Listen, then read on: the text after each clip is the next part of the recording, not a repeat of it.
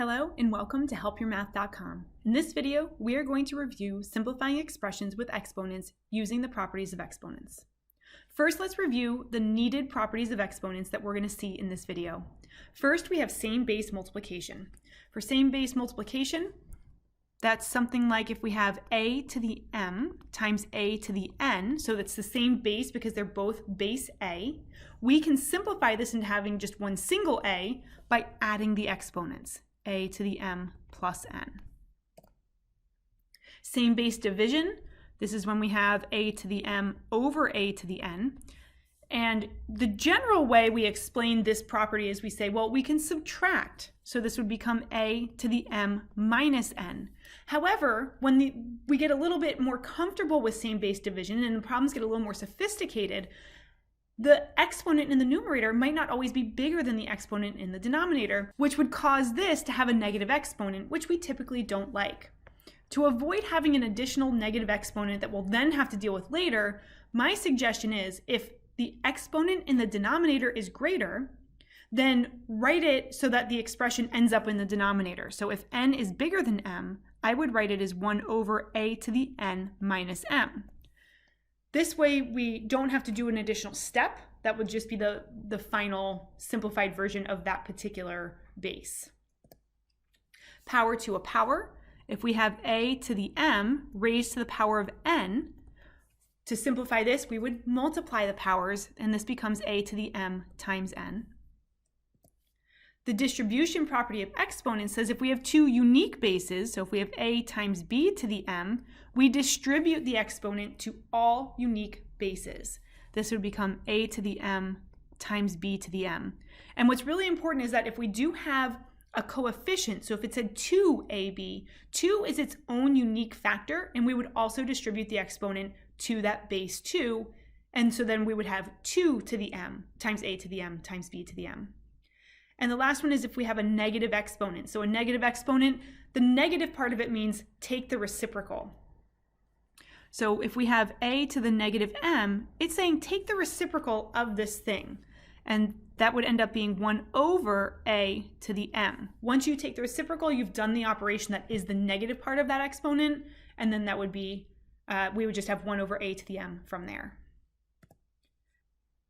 I'm going to provide you with a list of suggested steps. There are several different ways to simplify expressions with exponents. I find that if you are having a hard time with this, just be consistent. Do the same set of steps every time to avoid errors. So in my suggested steps, the first thing would be to distribute the exponent if there are parentheses. This is that distribution property of exponents over multiplication. And then you want to distribute, and then you want to simplify those. Once you've done that, and now there are no parentheses left in the problem, rewrite any base with a negative exponent. So if the base has a negative exponent in the numerator, then it would be positive in the denominator. So this is like what we saw in the previous slide. If we have a to the negative m, we would rewrite this as 1 over a to the m, where it will become positive in the denominator. If the base has a negative exponent in the denominator, then it would be positive in the numerator.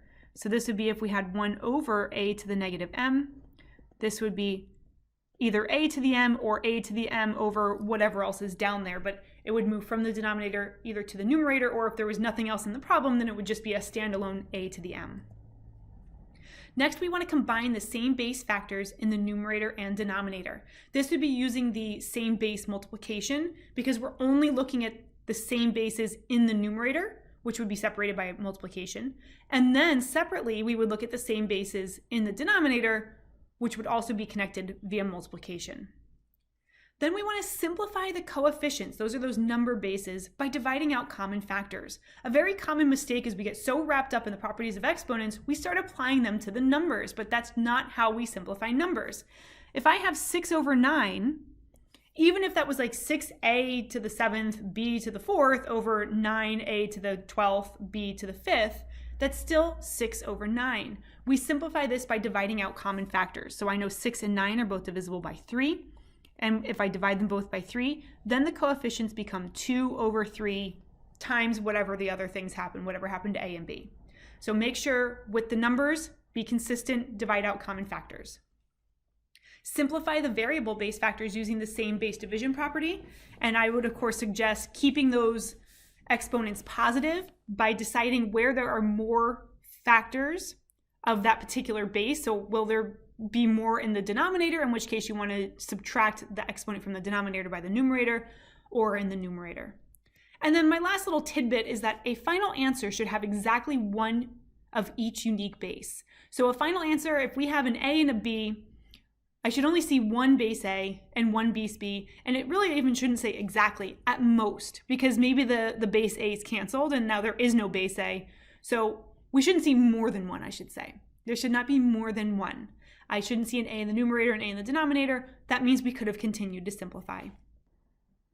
In this first example, let's distribute the exponent -2 to the 3 bases I see in the numerator.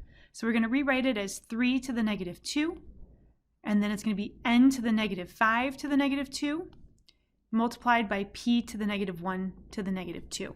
And we'll do the same thing in the denominator with that exponent of 4. We're going to raise 2 to the 4th power, and to the -2 to the 4th power, and p to the 7th to the 4th power. Now we're going to use that power to a power to simplify each individual base. So for now, I'm just going to leave this as 3 to the -2. N to the -5 to the -2 will be n to the 10th. P to the -1 to the -2 will be p squared. In the denominator, I'm going to just leave 2 to the 4th alone for a minute. N to the -2 to the 4th would be n to the -8th.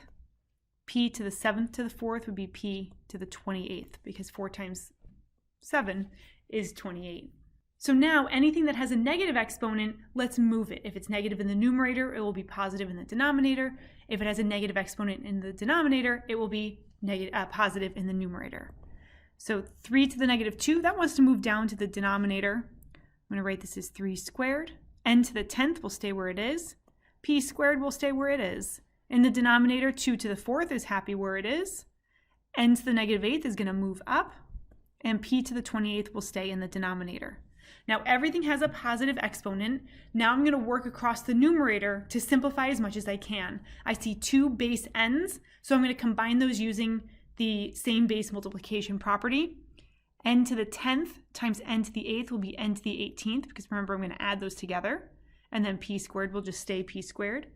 In the denominator, I'm going to now actually calculate 3 squared is 9. 2 to the 4th is 2 times 2 times 2 times 2, which is 16. And then I have p to the 28th. That's the only variable base, so it would just stay p to the 28th. Now I want to try to simplify any same bases I see between the numerator and denominator. There's only one base n, so it's just going to stay n to the 18th. I'm going to set up my fraction here.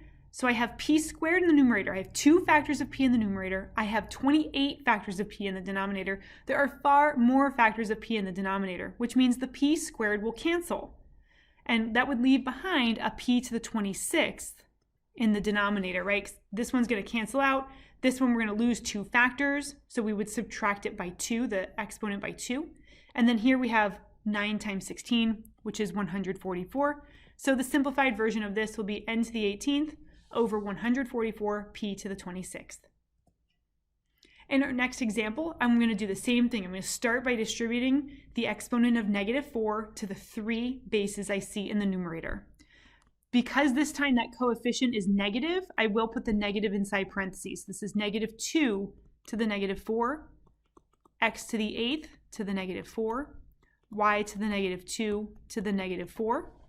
In the denominator, I'm going to distribute the -2. This will be 6 to the -2, x to the 7th to the -2, y to the -4th to the -2. And as you get more comfortable with these, you might be able to skip this step. You might just be able to go straight to the multiplication, but I like to take my time and ensure I don't make any mistakes as I go through this. Now what I'm going to do is I'm going to work with the variable bases only. I'm going to leave that -2 to the -4 alone. I'm going to deal with that negative exponent in the next step. I'm just going to deal with the variable bases and combine those power to powers. So I have -2 to the -4 still. Here I'm going to multiply. 8 times -4 would be -32.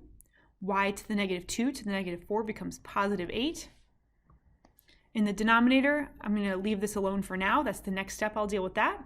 X to the 7th to the -2 would be x to the -14th. Y to the -4th to the -2 would be y to the +8. Now anything that has a negative exponent, I'm going to move it. So if it's negative in the numerator, I'm going to move it down to the denominator, like that -2 to the -4th. When I move the -2 down into the denominator, notice the base remains negative. I haven't dealt with that yet.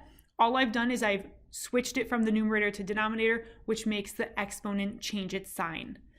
X to the -32 is also going to join that in the denominator. Y to the 8th will stay in the numerator. 6 to the -2 is going to join that y to the 8th and become 6 squared. X to the 14th will move up to the numerator. And y to the 8th will stay y to the 8th. You'll notice I'm kind of just, when I do move something from the denominator to the numerator, I kind of just stick it wherever I have space. And that's okay, because these bases are separated by multiplication, and we can switch the order around and that won't change the final multiplication. Okay, so now I'm going to clean up the numbers. And there is no simplification going across, right? There's no same bases in the numerator. There are no same bases in the denominator. So I can skip that step and just go straight to simplifying same bases in the numerator and denominator. First, I have 6 squared, which is 36. And in the denominator, I have -2 to the 4th, which is -2 times -2 times -2 times -2, which will end up being positive 16. Y to the 8th over y to the 8th would cancel out entirely, leaving us with 1. Or if you did the subtraction of the exponents, you would get y to the 8 minus 8. Y to the 0 would equal 1.